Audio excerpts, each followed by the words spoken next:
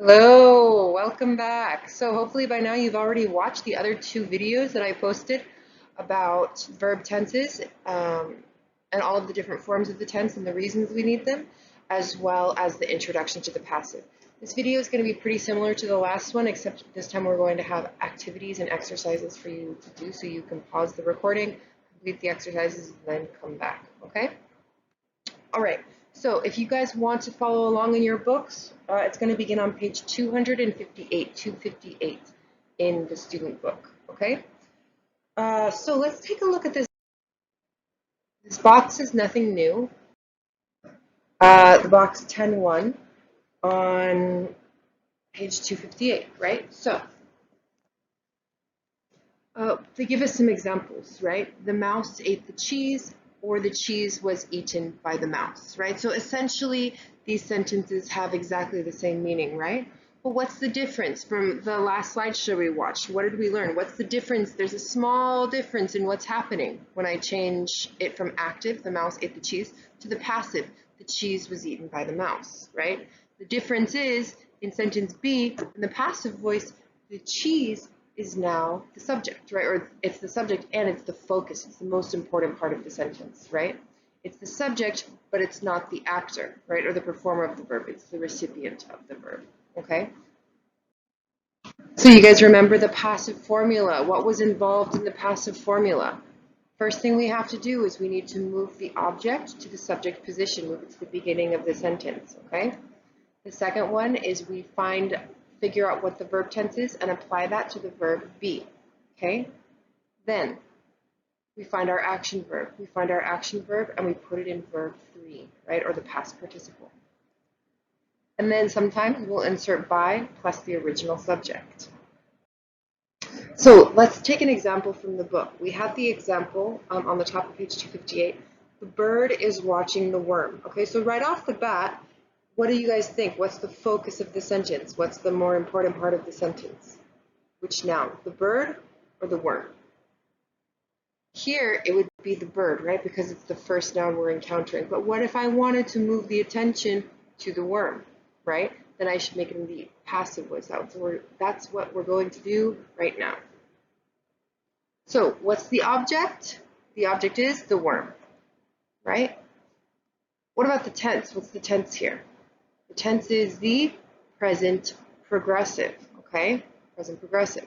What's the action verb? Watch.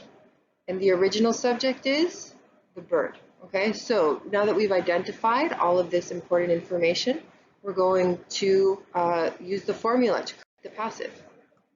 So first thing we have to do is we need to move the object to the subject position. So we'll start our new sentence off with the worm.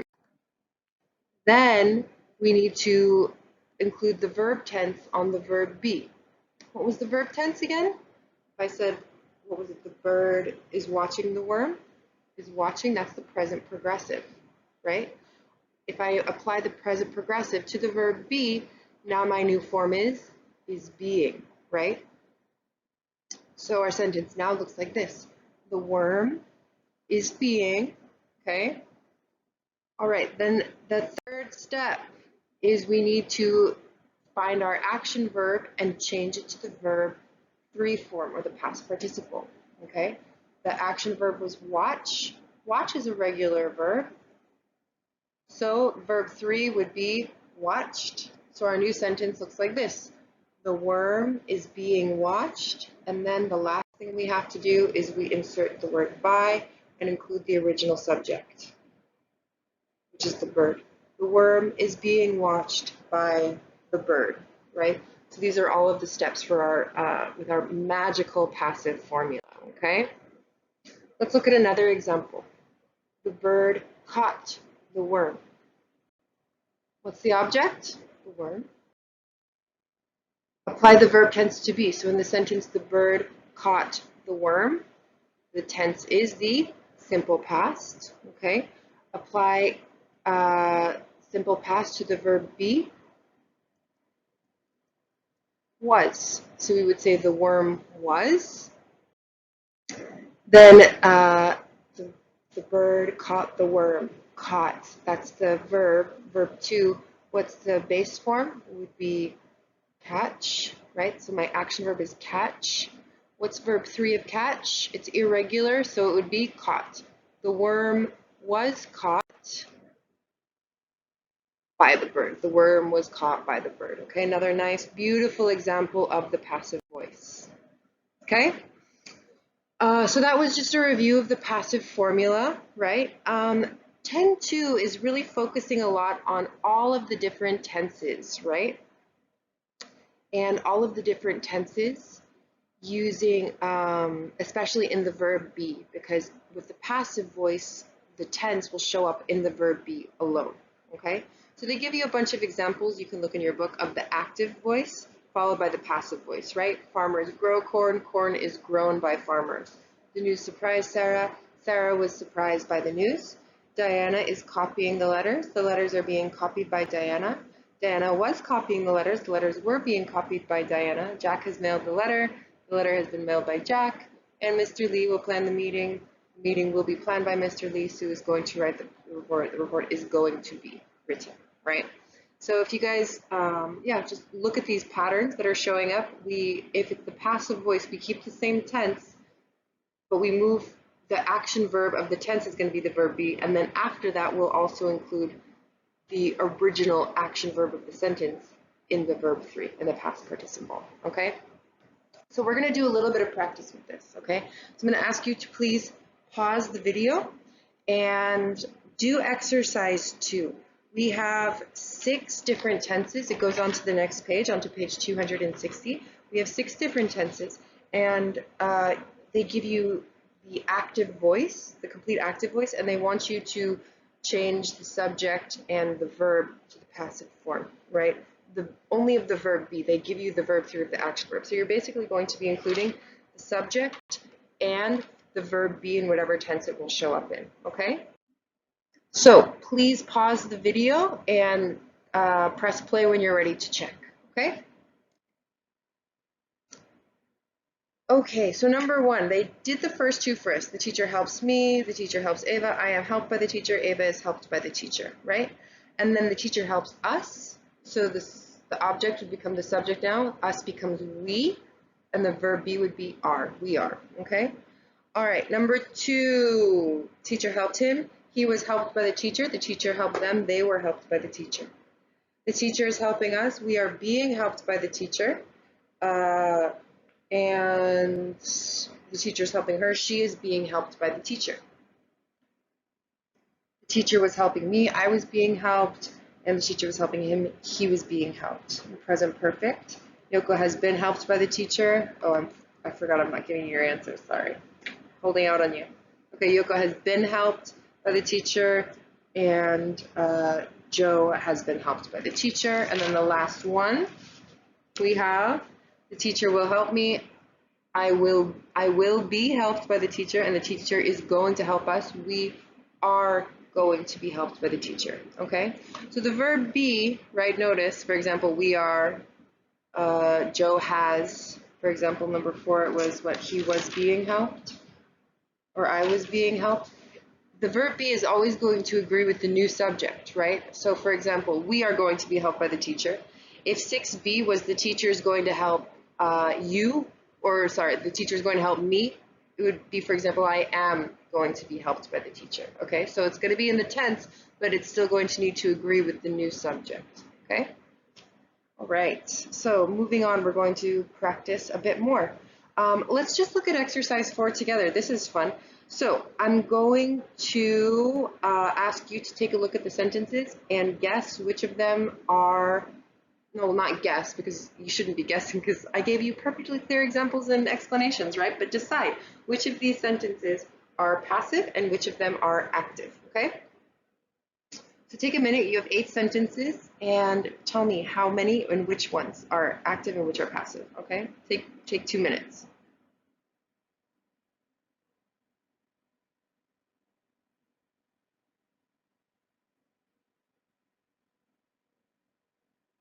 I think there are 3, right?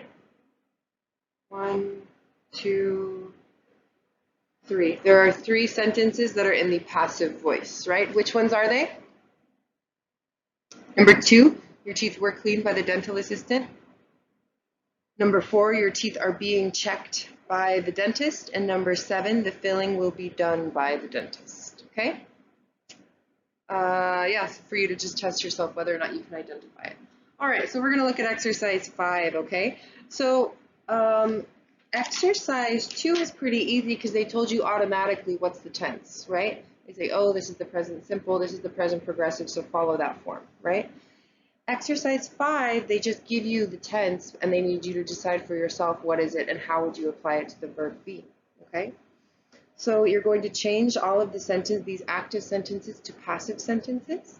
There are 7 altogether, okay? So please go ahead, pause the video, and press play when you're ready to check your answers. Once again, we're looking at exercise 5 on page 261.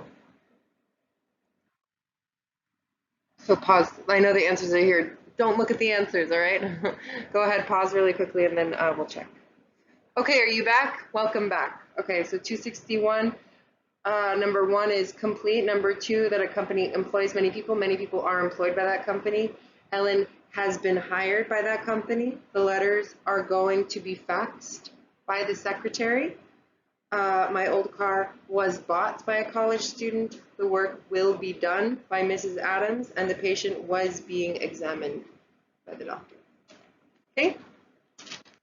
All right, so if we were in class, you guys know at this point, I would say any questions, but we're not in class, so I'm going to tell you to please post any questions that you have whatsoever to our WhatsApp group, okay? And I will answer them as soon as I can, all right?